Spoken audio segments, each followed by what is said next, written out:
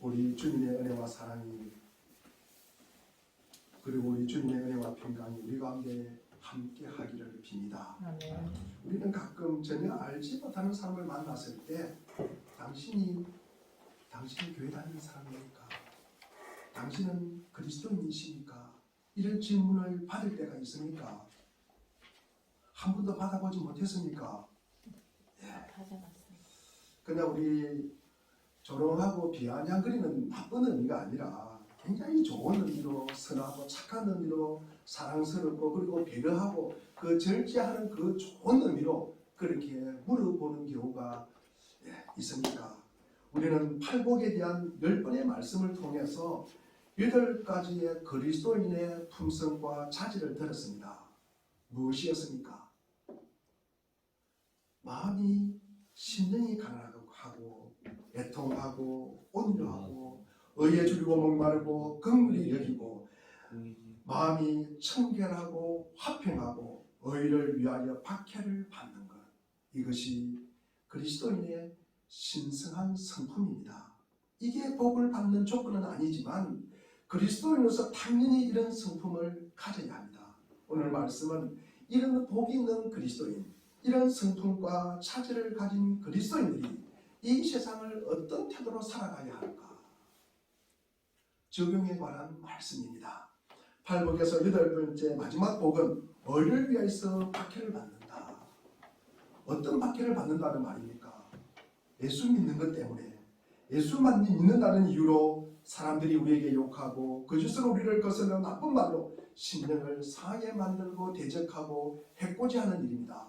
그럼에도 성도는 어떻게 살아야 합니까? 소금과 빛이 되어 삶으로써 세상을 축복하고 사랑하고 섬기도록 부르심을 받았습니다. 예수 믿는 사람들이 세상의 소금이요 빛이라고 성경의 말씀은 약속하시고 그리고 책임이요, 이 말씀은 책임이요 그리고 특권입니다. 특별히 우리의 정체성과 성도로서의 삶을 어떻게 살아가야 하는지를 모든 내용을 요약한 내용입니다. 이 세상은 그리스도인을 알아주지도 않습니다. 별로 인정해주지도 않습니다. 박해하고 욕하고 거짓으로 거슬려 악한 말을 하는데 이 같은 세상을 소금과 빛이 되어서 섬기고 사랑하고 축복하라는 것입니다. 성도는 존재 자체만으로 이 세상의 정죄가 되는 거예요. 왜 그렇습니까? 제가 지난주에 말씀을 드렸어요. 성도는요 세상과 다르기 때문입니다. 다르기 때문에 미워하고 싫어하고 박해를 받는다고 말씀을 드렸습니다. 세상은 성도를 불편해하고 핍박하게 되는데 그럼에도 성도는 선한 영향력을 끼치며 세상을 유익하게 하고 살아가는 것입니다. 마치 소금과 빛이 꼭 있어야 하는 것처럼 성도는 이 땅에서는 절대로 없어서는 안 되는 필수적인 존재입니다. 왜냐하면 그것은 하나님께서 이 세상을 성도를 통해서 축복하시기 때문입니다. 하나님의 복은 성도라는 통로를 통해서 이 땅에 임하는 것이에요.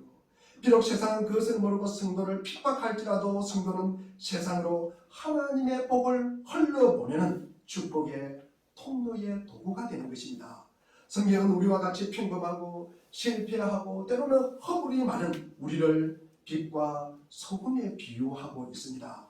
도덕적으로 훌륭한 어떤 특정한 사람에게만 이런 말씀을 하는 것이 아니라 우리 모두에게 그렇게 말씀하고 있습니다. 사람들에게 칭찬받고 기감이 될 만한 어떤 특정한 행위를 해야만 하는 것이 아니라 우리 존재에서부터 생각과 말과 그리고 행실 전부가 세상의 빛이요 소금이라는 것입니다.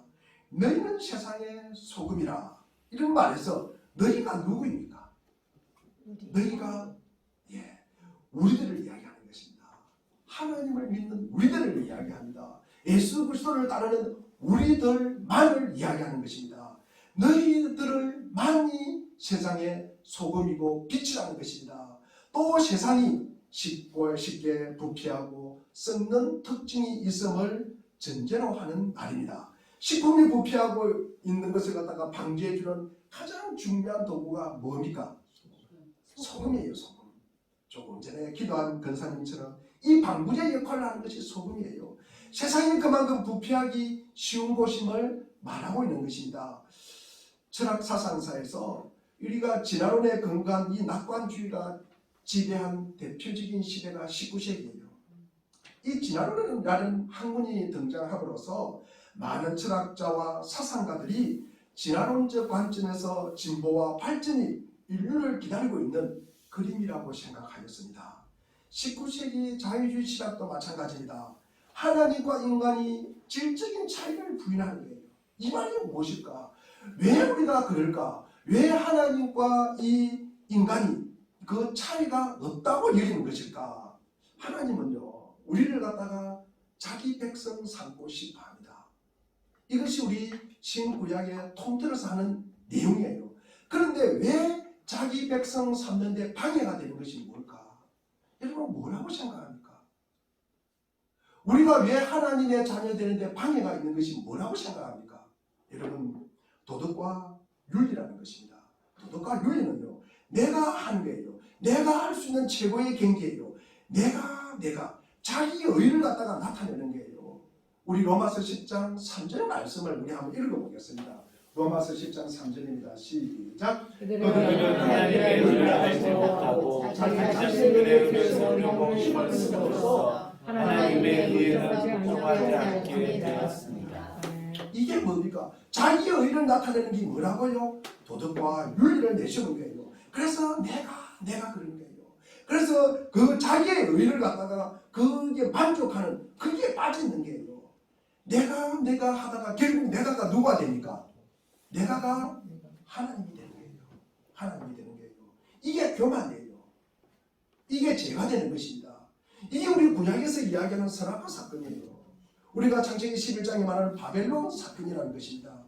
우리가 인간이 교육을 받고요, 그리고 우리가 계몽을 하여서 선하게 행함으로써 하나님의 일을 우리가 할 수 있다고 여기는 거예요. 중보자이신 예수 그리스도의 그 역할을 우리가 담당할 수 있다고 생각하는 거예요. 그래서 20세기는 최고의, 우리가 인류의 최고의 황금기를 맞이할 것이다, 이렇게 기대를 하는 거예요. 전쟁이 사라져요. 환경 문제가 개선이 돼요. 그리고 질병이 극복돼요. 그리고 도시락과 수고가 줄어요. 그리고 교육과 계몽을 통해서 사회적인 악과 비리가 척결된다. 그래서 새로운 시대가 올 것이다 라고 기대를 했습니다. 왔습니까?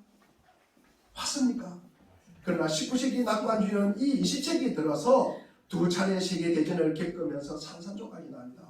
인류 역사에서 이만큼 참혹했던 두 차례 세계대전은 수많은 철학자와 지성인들을 좌절시킨 대표적인 사건입니다. 19세기만큼 사람들의 낙관주의에 사로잡혀 있지는 않을지라도 지금도 대부분의 현대인들은 역시 이 땅의 기술 문명 그리고 사회가 진보하여서 살기 좋은 세상으로 반드시 변하게 될 것이다, 이런 기대를 하면서 이 땅을 살아갑니다. 그런데 성경은 그와 정반대의 관점을 보입니다. 세상은 갈수록 부패해요. 쉽게 썩고요, 더럽혀지고요, 그리고 비인간화되고요, 비인격화되는 방향으로 흘러간다는 것입니다. 그렇게 변질되긴 쉬운 세상 가운데 이 부패와 썩음을 갖다가 방지하는 기능과 역할을 감당할 수 있도록 우리를 성도로 부르시고 우리를 소금의 역할을 맡기셨다는 것입니다. 이 말씀을 들은 주님의 제자들은 그 당시 소수였습니다. 그 제자들이 누구입니까? 거의 이방인 취급을 당하는 이 북부 변방의 갈릴리의 어부 출신들이에요. 평범하고 너무나 보잘것없습니다. 사회에 영향을 미칠 것이다, 그렇게 기대하기는 너무나 부족해요. 너무나 그리고 어려운 부류의 사람들입니다. 그들을 향해 주님은 너희는 세상의 부패와 악을 방지하는 소금이라고 말씀하십니다. 이게 정말 가능할까 여러분?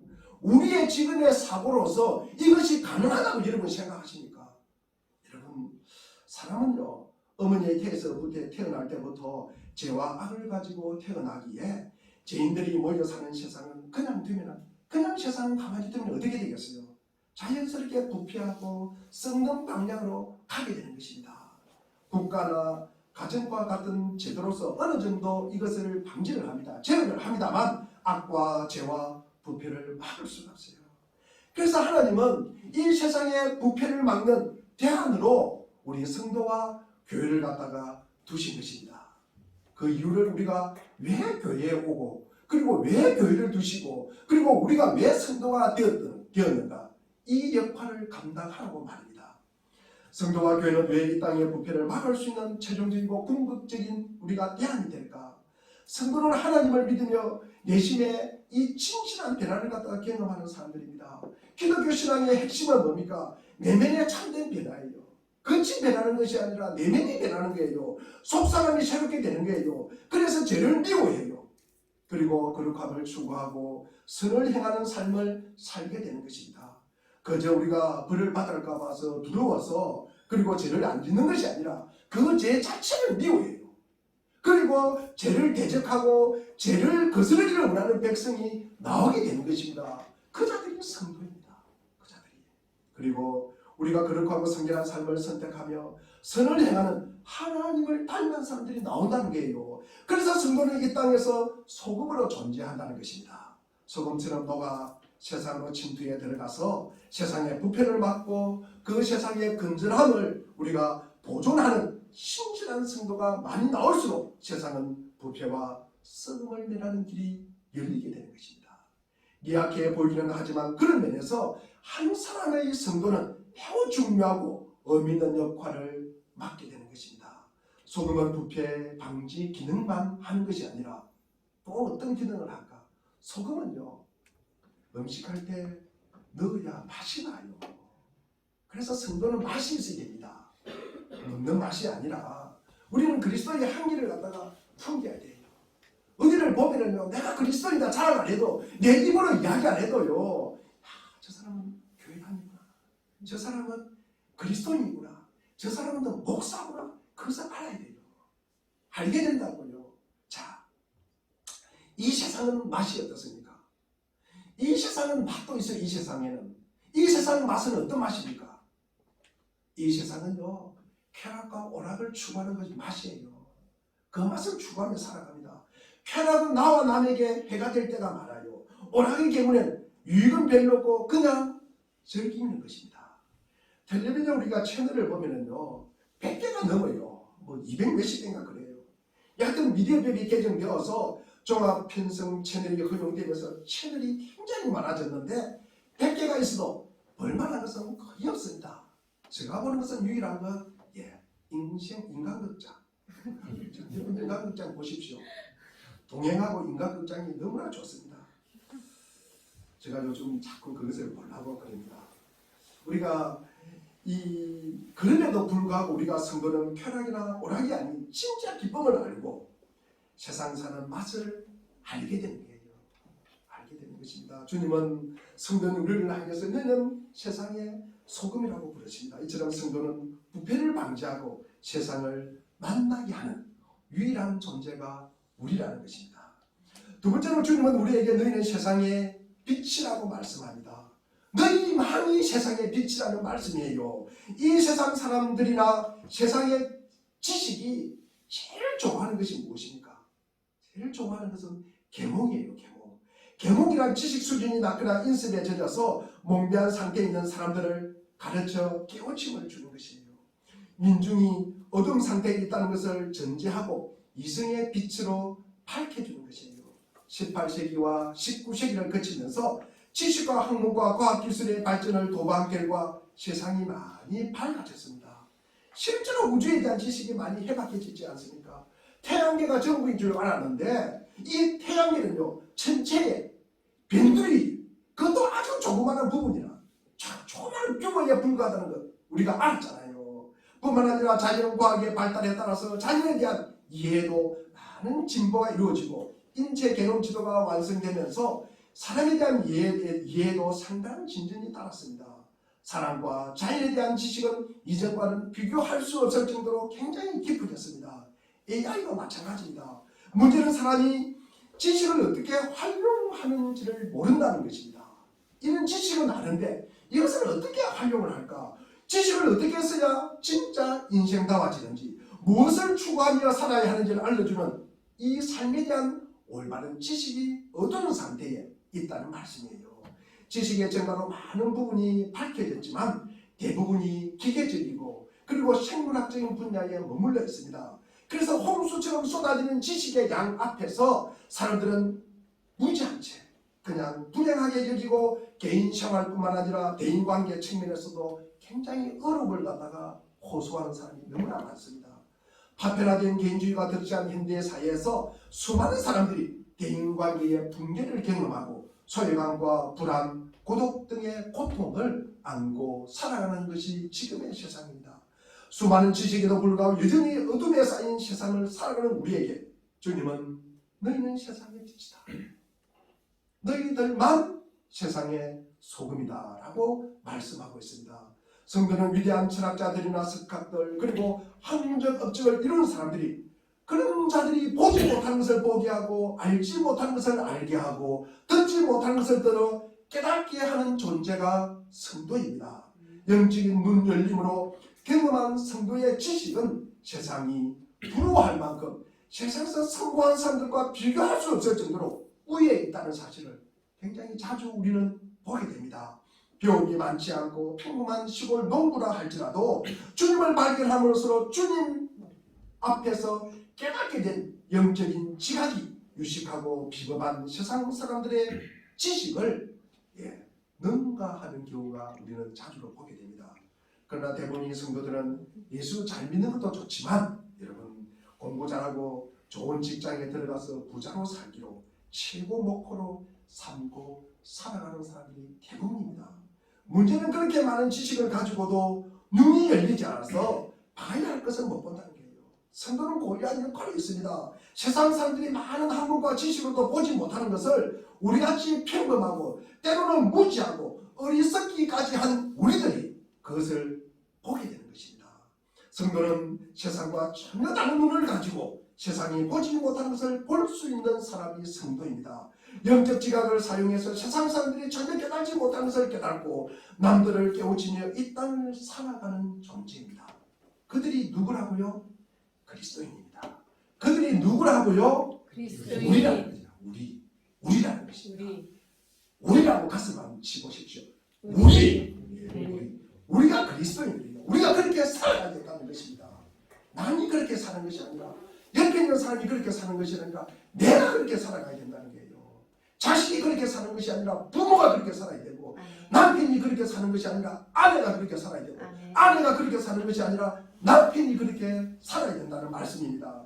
우리가 공부를 많이 한 분들과 재능이 탁월한 분들을 제가 무시하려고 하는 말이 아닙니다. 학원이 많든 적든 우리가 돈을 많이 벌든 작게 벌든 사회적 신분이 높든 낮든 관계없이 우리는 성도에게는 세상이 보지 못하는 것을 보고 세상이 듣지 못하는 것을 듣는 하나님의 지혜가 있습니다. 주님은 그런 성도를 향해서 세상의 빛이라고 말씀하시는 것입니다.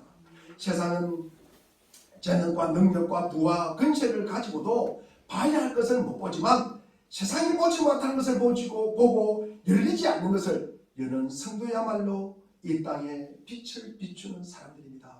이 세상은요 생물학적이고 기계적인 수많은 지식은 가지고 있지만 무엇을 하고 어떻게 살아야 하는지를 모릅니다. 그러나 성도는 지식이 많고 적음을 떠나 그것을 어떻게 써야 할지를 알고 무엇을 위해 살아야 하는지를 안다는 것입니다. 이처럼 눈이 열려있는 우리를 가리켜서 주님은 세상의 빛이라고 말씀을 하셨습니다. 세상의 빛임을 깨달은 사람이 누구예요? 제가 자주 인용하는 사도행전 26장 18절의 사도 바울이에요. 자기가 어둠에 있지 않고 내가 지금까지 어둠에 있었구나. 내가 어둠에 있으면 좋겠어요? 싫겠어요? 빛으로 벗어나야 되는 것입니다. 내가 사탄의 근세 아래 있다고 그 사실을 깨닫게 되면요 내가 하나님의 근세 밖으로 나와야 되는 거예요. 우리는요 많은 세상 사람들은요 자기가 지금 어둠에 있다는 사실을 몰라요. 자기가 지금 사탄의 근세 안에 산다는 것을 몰라요. 그러니까 나올 생각을 안 하는 거죠. 나올 생각을 안 한다는 것입니다. 우리가 이 땅을 살아가면서 지난날 우리가 교회에서 우리가 이런 이야기를 자주 합니다. 많은 목사님들도 그렇게 또 설교도 하고 그랬어요. 예수님이 잘 믿고 훌륭한 사람이 돼서 예수님이 잘 믿고 우리가 복받아가지고 훌륭한 사람이 되어서 사회의 빛과 소금이 되라고 말해왔습니다. 이 말은요 반은 맞고 반은 틀린 거예요. 반은 맞고 반은 틀린 거예요. 다음에는 우리 여기 앞자리가 비었으니까 앞자리에 앉으시기를 바랍니다. 뒷자리에 앉지 마시고 옆 사람하고 이야기하지 마시고 그러면 제가 자꾸 딴소리를 하게 돼요. 딴소리를 하게 됩니다. 앞자리에 다음 주일에는 제가 분명히 앞자리에 다 앉힐 것입니다. 딱 세워가지고 앞자리에 안 앉으면 설교 안 할 것입니다. 여하튼 앞자리에 꼭 앉으시길 바랍니다. 이 말에 우리가 저뿐만 아니라 많은 사람들이 반은 동의하고 반은 동의하지 않습니다. 우리가 사회적으로 한번 생각해 보십시오. 사회적으로 훌륭한 사람만이 빛을 발하는 존재입니까? 그렇지 않아요. 그런 위치에 올라가야만 우리가 소금의 역할을 감당하는 것입니까? 그렇지 않습니다. 우리 존재 자체가 뭐라고요? 빛이고 소금이에요. 우리 존재 자체가 평범하고 훌륭하든 남들이 주목할 만한 사람이든 그렇지 않든 상관없이 어디서 무엇을 하든 우리 존재 자체가 빛이고 소금이라는 말씀입니다. 이렇게 되는 것이 정말 우리가 가능할까? 여러분 한번 생각해 보십시오. 우리가 세상의 석학이나 위대한 철학자들이나 훌륭한 사회 사업가들이 할 수 없는 방식으로 세상을 비추는 빛이라는 것이 정말로 이것이 가능할까? 정말로 가능할까? 여러분 그런데 가능하대요. 가능합니다. 왜 그렇습니까? 제가 요한복음 8장 12절 말씀을 한번 읽어보겠습니다. 예수께서 다시 그들에게 말씀하셨다. 제가 세 번역을 읽습니다. 나는 세상의 빛이다. 나를 따르는 사람은 어둠 속에 다니지 아니하고 생명의 빛을 얻을 것이다. 요한일서 1장 5절도 마찬가지입니다. 우리가 그리스도에게서 들어서 여러분에게 전하는 소식은 이것이니 곧 하나님은 빛이시오.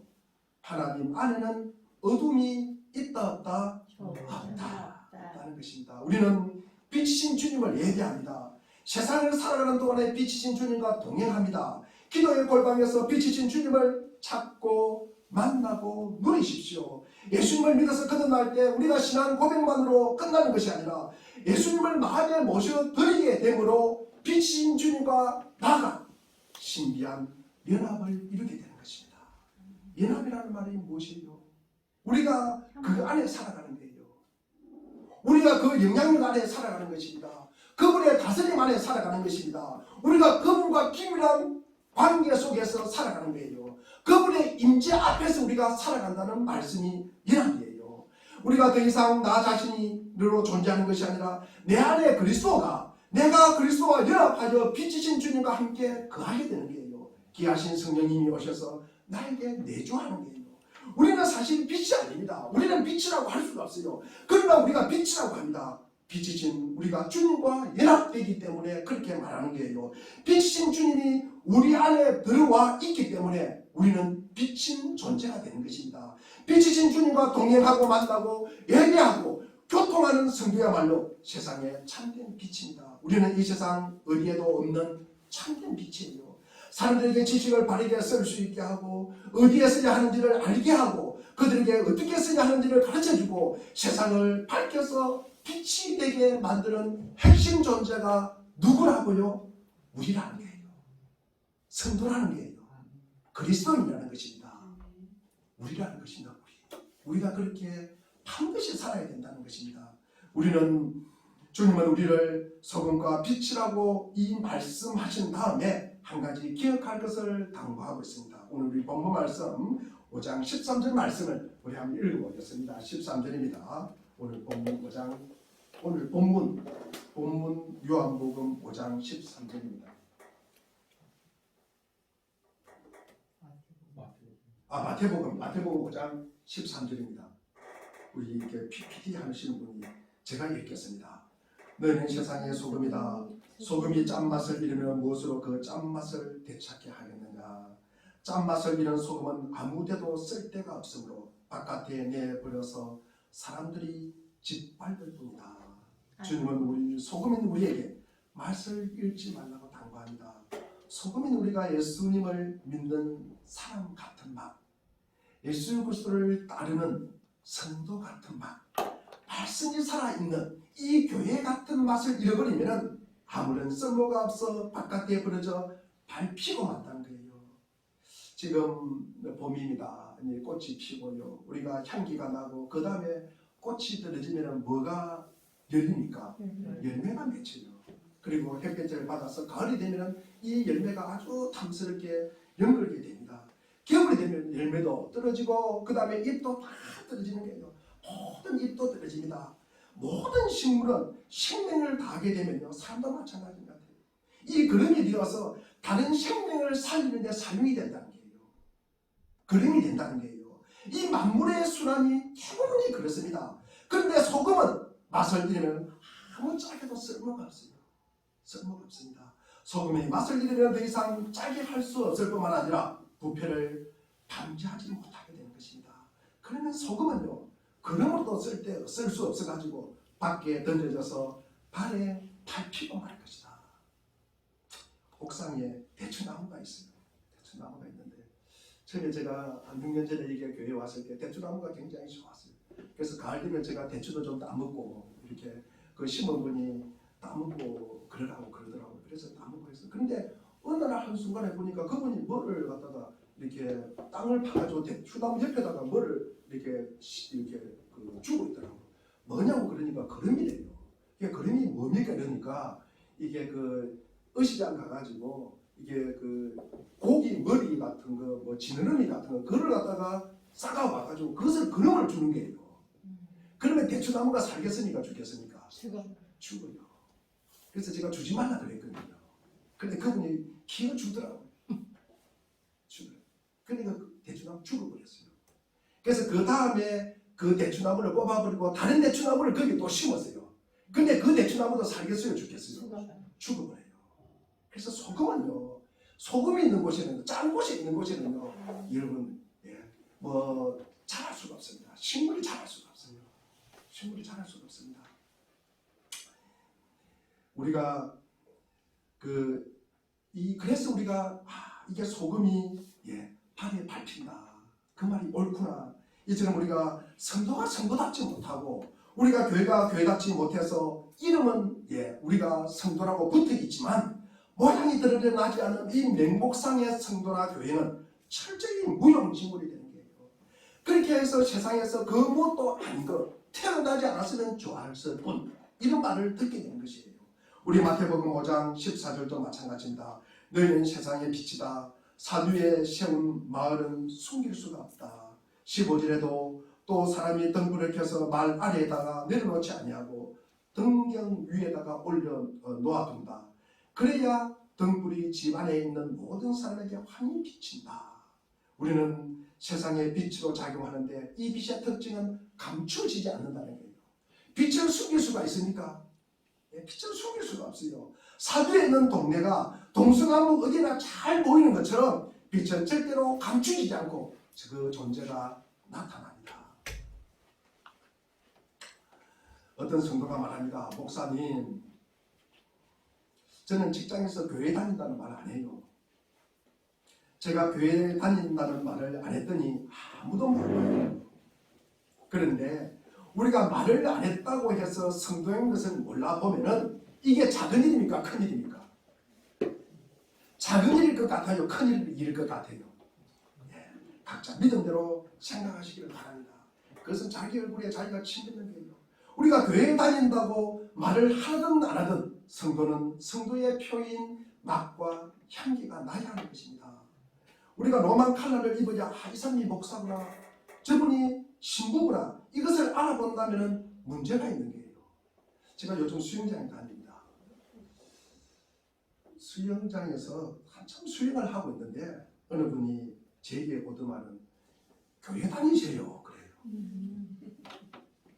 지금 한번 생각해 보십시오. 이렇게 팬티만 입고 머리에 이렇게 수영모를 쓰고 물 안경을 쓰고 제가 수영하다가 잠시 몇 바퀴 돌고 제가 쉬는 사이에 어느 분이 저보고 그렇게 묻는 거예요. 그래서 제가 목사입니다 라고 제가 말씀을 해드렸습니다. 빛은 자기를 드러내지 않고 가만히 있을 수가 없어요. 우리는 성도로서 내가 뭐다 내가 교회 다닌다 그런 말을 안 해도 이 땅에서 절대로 우리가 감추어진 존재가 될 수가 없다는 것입니다.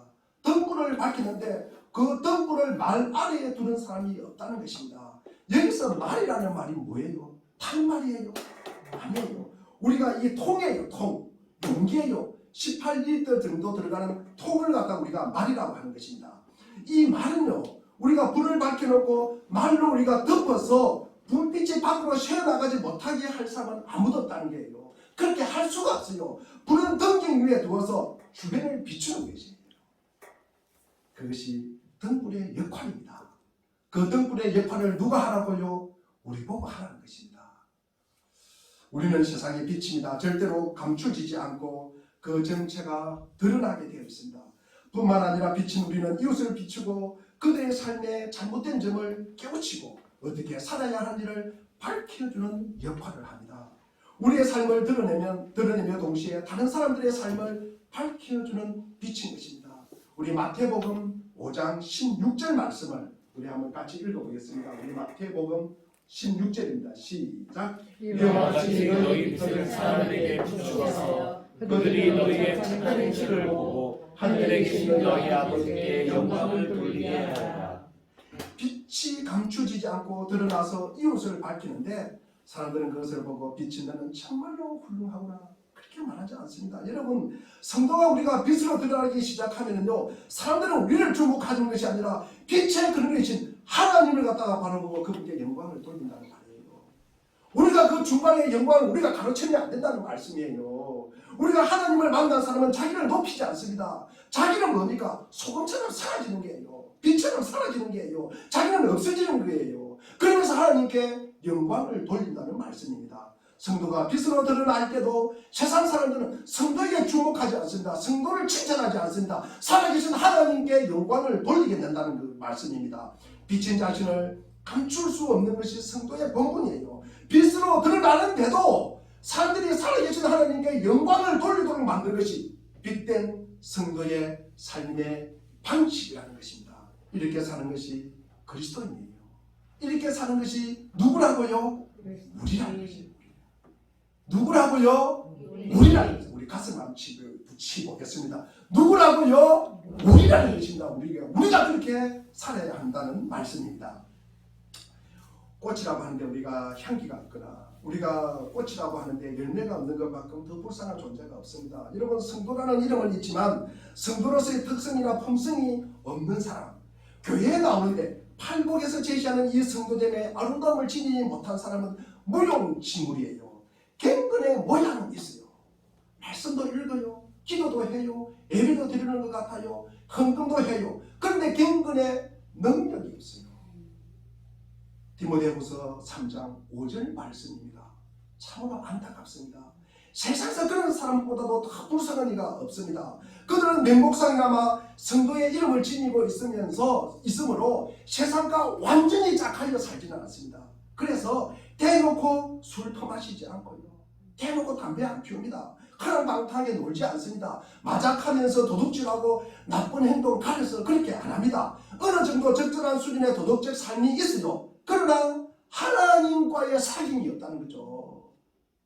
이게 아까 조금 전에 이야기했듯이 자유주의 신학에서 이야기하는 이 도덕과 윤리 정도는 조금 자기가 지킨다는 거예요. 그러나 그거밖에 안 거예요. 하나님과의 깊은 사귐이 없어요. 그러면 하나님과의 사귐이 없으면 누구를 드러납니까? 자기를 드러내는 거예요. 자기를 드러내는 거예요. 그것이 우리가 하나님의 자녀되고 하나님의 백성되고 우리가 하나님을 만날 때 방해가 된다는 말씀이에요. 하나님과의 사귐이 있어야 되는 거예요. 하나님과 연합이 있어야 된다는 말씀입니다. 우리가 하나님과 연합이 그 묘미를 갖다가 우리가 알아야 된다는 말씀이에요. 우리가 성도 안에 있는 참된 교제, 우리 성도들끼리 오늘 우리 부습에 모임 있습니다. 100%다 참석하십시오. 다 참석합니다. 우리가 참석하는 줄로 알고 예약을 다 해놨습니다. 그래서 우리가 이 성도와 교제, 그리고 성도와 더불어 살고 성도를 만나고 싶어하고 성도와 이 교제하는 행복이 무엇인지를 갖다가 모르는 사람이에요. 모르는 사람. 겉으로는 도덕적이고 갱근한 모양은 있지만 우리가 속으로는 우리가 주님과의 영적인 깊은 만남이 없고 예수 믿는 사람과의 만남이 무엇인지를 갖다가 모르는 게 예수 믿는 사람들 만나면요 재미가 없다 그래요. 재미가 없다 그래요.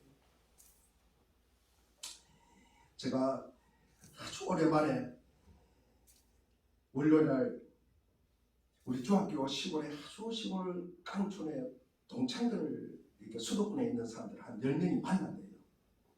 카톡에 저를 초대를 했어요. 제가 한 번도 안 갔습니다.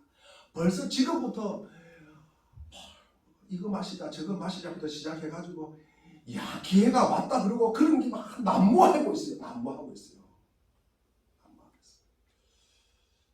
제가 가야 되나 안 가야 되나 간다고 이야기는 했는데 제가 고민입니다. 저를 위해서 기도해 주시기를 바랍니다.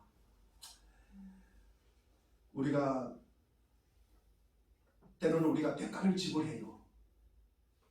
그리고 많은 것을 갖다가 희생해서 우리가 꼭 종교적인 우리 상당히 종교적인 이런 모습은 보이지만 그 속에는 하나님이 주시는 평안 그것이 있어야 돼요.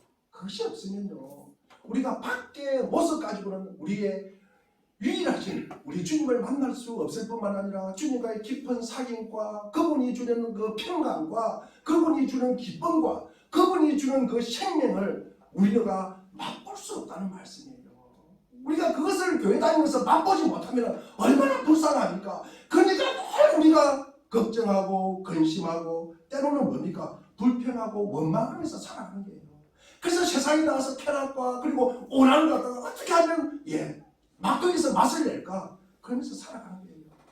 우리의 성도의 사귐과 고통 그리고 기도의 골방의 행복 우리가 예배의 감격 여러분 말씀의 통찰 참된 행복 이것이 무엇인지 우리가 알아야 되는 것입니다. 성도가 교회만 왔다가 갔다가 하는 것 만족할 수가 없어요. 여러분 성도가 미친 듯이 예수를 갖다가 믿고 만나야 합니다. 그래서 그래야 제가 행복해요. 그리고 우리가 예배 시간에 늦게 오는 사람을 보면 제가 마음이 너무 찢어지는 것 같아요. 찢어지는 것 같아요. 그런데 예배 마치고 빨리 가는 사람을 보면 더 찢어지는 것 같아요. 더 찢어지는 것 같아요. 빠르게 우리가 신앙의 마지노선을 딱 그어놓고 나머지는 자기가 원하는 것을 하면서 살리는 성도를 보면 너무나 불쌍해요. 불쌍해요. 저분은 왜 교회 나오실까? 왜 나오실까? 교회 오면 하나님을 만나는 맛이 있어야 되잖아요. 그 맛도 모르면서 마당만 밟고 가는 우리 근사님의 기도처럼 마당만 밟고 가는 사람처럼 불쌍한 사람이 어디 있습니까? 저는요 우리가 삼일째 하나님을 갖다가 나의 주인으로 삼고 그리고 어떤 고난과 박해와 유혹에도 흔들리지 않는 사람을 길러내는 것이 제가 가진 목회의 꿈이에요. 여러분 소유가 전부인 것처럼 여기는 이 땅에서 경쟁에서 살아남고 이기는 것도 중시하는 이 땅에서 남들을 위해서 내가 좀 늦은 것 이것을 행복으로 알고 우리가 돈보다는 더 가치 있는 것이 무엇인지를 알도록 사람들을 아는 그런 사람들을 우리가 길러내는 것이 제가 가진 목회의 꿈입니다. 삶은 우리가 피상적이고 형식적인 만남이 아니라 할 수만 있으면 충분히 서로가 알고 한 몸을 구성하는 지체로 엮여서 깊이 영향을 주고받고 아무것도 아까워하지 않고 흘려보내는 사람을 길러내는 것이 제가 가진 목회의 꿈이에요. 예수 믿는 맛이 무엇인지를 알아서 제대로 믿어서 예수 믿는 것보다 세상에서 더 좋은 것이 없다. 예수 믿는 것보다 예수 믿는 그 맛보다 더 좋은 것이 없다는 그 고백을 하면서 살아가는 사람으로 제가 길러내는 것이 제가 가진 목회의 꿈입니다. 성도는 세상의 부패와 악함과 어둠을 바라보지만 세상을 멸하거나 그리고 세상으로부터 단절되거나 세상을 떠나지는 않습니다. 여러분 아무리 어둡고 우리가 더럽고 악취가 나도 교회는 한 번도 이 삶의 현장에서 떠나보지 않습니다. 우리가 처음부터 지금까지 교회는 시장통 같은 기독교입니다. 사람들의 삶이 있는 자리에서 언제나 교회가 있었고 교회의 생명은 사람들의 삶의 자리를 떠나지 않는 데 있습니다. 주님께서 우리를 사랑하시고 불쌍히 여기셔서 하늘 영광 보좌를 기도하시고 부패하고 악한 세상에 오셔서 우리의 질고와 슬픔을 대신 지시고 십자가에 달려 돌아가심으로 우리에게 생명의 길을 열어주셨습니다. 마찬가지로 성도도 이 땅을 떠나거나 이 땅으로부터 단절되거나 분리되는 것이 아니라 세상을 혐오하거나 무시하지 마십시오. 부패하고 썩은 냄새나는 땅에 어두워질 대로 어두워진 이 세상에 몸을 담고 살아갈 때 성도는 자신이 빛이 되고 소금인 줄 알아 스스로를 비추고 누리면서 살아가는 것입니다. 이들이 성도요, 이들이 그리스도인이요, 이들이 우리 자신이라는 말씀입니다. 소금이 생선과 고기의 부패를 어떻게 방지합니까? 자신이 다 녹았어. 자신이 흔적 없이 녹아서 조직의 침투에 들어가서 부패를 방지합니다. 이 세상에서 빛이 어떻게 자기를 바랍니까? 심지와 기름을 태워서 세상을 밝힙니다. 그런데 이 세상이 가진 지식의 어리석음은 자기는 변화하지 않으면서 세상을 바꾸려고 한다는 거죠. 이만큼 어리석은 사람이 어디 있습니까? 여러분, 아직도 세상을 자기 마음대로 주무릴 수 있다고 생각하십니까? 아직도 사람을 갖다가 자기 아내를, 자식을 통제할 수 있다고 생각합니까? 여러분, 꿈 깨시기를 바랍니다. 자기가 기준이십니까? 자기가 표준이십니까? 자기가 모범이십니까? 예수 그리스도 외에는 모범이 없어요. 표준이 없다는 말씀입니다. 기독교는 달라야 돼요. 우리가 자기를 갖다가 녹이고 태움으로써 세상을 바꾸는 게요. 교회는 부패하고 어두운 세상에서 자기를 녹이고 자기를 태워서 세상을 살려내고 부패를 멈추게 하고 어둠을 밝혀내는 공동체가 교회입니다. 세상을 떠나기 전에 주님께서 제자들에게 마지막으로 말씀하셨습니다. 우리 요한복음 12장 24절 말씀을 우리가 한번 같이 읽어보겠습니다. 시작. 내가 진정으로 진정으로 너희에게 말한다. 미라다가 땅에 떠서 죽지 않으면 하나님 그대로 이고 죽으면 너희를 많이 뵙는다. 성도는 자기가 희생하는 방법으로 세상을 바꿀 뿐입니다. 자신의 모습을 그대로 유지한 채 세상을 바꾸려고 하면 안 됩니다. 안 됩니다. 그거는 어리석습니다. 세상 사람들은요, 정치, 경제, 시스템의 개선과 그 혁명을 부르짖으면서 언제나 자기가 아닌 남을 탓하고 남을 바꾸려고 해요. 하지만 교회와 성도는 그렇게 하면 안 됩니다. 그게 방법이 아니에요. 세상 직장이나 그 세상 공동체에서 하는 행태가 몸에 배려서 그것을 교회에 가져와서 그것을 교회에 적용하려고 하면 곤란합니다. 비극거리는 거예요. 싸움이 나는 거예요. 왜 교회가 싸움이 납니까? 그래서 싸움이 나는 거예요. 세상 질서를 가지고 와서 여기에 교회에 적용시키려고 하는 거예요. 그러면 세상 교회 질서가 있는 거예요. 교회는 그렇게 살아야 되는 거예요. 그런데 세상도 가지고 오니까 이게 부딪히는 거예요. 그래서 교회가 싸움박질하는 거예요. 두동강 나는 거예요. 성도가 세상에 비치고 소금인 이유가 무엇입니까? 자기가 너와 세상에 침투해 들어가서 세상의 부패를 막고 자기를 태워서 세상을 밝히고 어둠을 몰아냅니다. 우리는 사순절 네 번째 주일을 지내고 있습니다. 자기가 녹고 자기를 태워서 다시 말하면 자기를 희생하여 자기가 죽고 자기가 부정되는 것으로서 이 땅의 부패와 악함을 맹쾌해주는 구조가 교회이고 성도입니다. 저는 성도가 모두가 마더 데레사처럼 살아야 한다고 생각하지 않습니다. 어느 분처럼 노숙자에게 밥을 퍼주면서 그들을 위해서 살아야 된다라고 말씀하지도 않습니다. 그분들은 그분대로 참 훌륭하십니다. 그렇게 부르심을 받았으면 그렇게 살면 되는 것입니다. 그럼 우리가 부르심을 어떻게 합니까? 예수 그리스도 없이는 내가 못 살겠다. 내가 예수 그리스도로 내가 그분을 만나야 내가 살겠다. 그것이 부르심이에요. 그것이 부르심이에요. 우리가 내가 그분 없이는 못 살겠다. 내가 그분 때문에 내가 살아간다. 그것이 우리가 부르심이에요.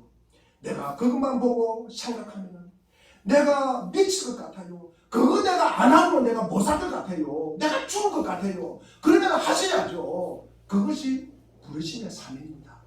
부르심의 사명. 그러나 우리 대다수는 가정에서 그저 일상적인 삶을 누리며 자녀를 기르고 직장 생활을 하면서 각자 처한 삶의 자리에서 빛이 되고 소금이 되도록 부르심을 받았습니다. 눈에 띄게 어떤 특정한 행태의 삶을 살아야 빛이 되고 소금이 되는 건 아닙니다. 꼭 우리가 아프리카에 가서 내가 직접 가서 거기에서 도와주고 거기에서 내가 우물을 파주고 그래야 빛이 되고 소금이 된다고 그렇게 제안하고 싶지 않다는 말씀입니다. 그것도 귀하고 너무나 복된 일입니다. 우리가 내게 주신 사명의 일, 빛으로 소금으로 우리가 살아가는 것입니다. 자녀 하나를 양육할 때도 세상 사람들과 다르게 양육하십시오. 남들과 같이 직장 다니지만 빛이 되고 소금이 되는 참으로 정직하고 성실한 삶을 사십시오. 우리가 팔복의 품성을 지닌 성도가 가족이나 가족들에게 직장에 들어가서 그리고 동료를 섬기면서 겉과 속이 일치하고 배려하고 섬김으로써 그들의 말투가 밝아지고 그들의 삶이 달라지기를 원합니다. 그것이 빛이 되고 소금이 되는 삶이 아니겠습니까? 빌리 그레이엄 목사님은 파킨슨병을 앓으면서 죽음을 앞둔 93세에 새로운 도전이라는 책을 냈습니다. 그 책 내용 중에 끔찍한 노년, 이라고 썼습니다. 그분의 아내가 사모님이 주님 곁으로 일찍 가버렸어요. 그리고 나이가 들면서 93세니까 아픈 것이 얼마나 많겠습니까? 그렇죠? 예. 이거 저거 아픈 것도 많고 움직이기도 힘들고 본인의 인생의 끝자락에서 어떻게 해야 점점 약해져가는 이 육신의 한계를 갖다가 이길 뿐만 아니라 그 고통의 한복판에서 내가 어떻게 하면 하나님의 목적을 이루고 살아갈까? 내가 어떻게 하면 하나님의 목적을 이루며 살아갈까? 그렇게 고민한 거예요. 그러면서 그렇게 쓴 책이에요. 그러면서 묻습니다. 어떻게 하면 하나님의 목적을 이루며 살아갈 수 있습니까? 그러니까 그분이 이런 대답을 해요. 젊어서부터 살아계신 예수님을 믿음으로 사는 것이다. 젊어서부터 살아계신 하나님을 나의 주인으로 삼고 살아가는 것이다. 이것이 가장 좋은 노후 대책이라는 것입니다. 우리가 예수님과 함께 하심이 믿어지고 일어나고 밥을 먹고 잠을 자듯이 예수님과 동행하는 것이 익숙해진 사람이 늙어서 놀라운 삶을 산다는 것입니다. 젊어서 그거에 익숙하도록 연습이 되어야 된다는 거예요. 우리가 젊어질 때 헌신하시기를 바랍니다. 나이 1살 어릴 때 하나님께 충성하시기를 바랍니다. 주님이 우리 모두를 향해서 너희만이 우리들만이 세상의 빛이다, 세상의 소금이라고 분명히 말씀하셨습니다. 우리의 세상과 말과 행실과 존재를 가지고 부패하기 쉬운 세상에 녹아서 침투에 들어가서 부패를 방지하는 소금이 되고 이 어두운 땅에서 자기를 태워서 어둠을 몰아내고 자기를 드러내고 사람들의 삶을 비추는 삶을 살아가고 주님이 우리를 이 땅에 남겨두었습니다. 그렇지 않으면 우리를 진짜 불러가시겠죠. 우리 모두 하나님께서 부르신 삶의 자리에서 빛과 소금이 되어서 주님의 존귀하심과 아름다움을 드러내는 성도로 살아갈 수 있기를 바라고 주의 이름으로 축원드립니다. 기도하겠습니다. 하나님.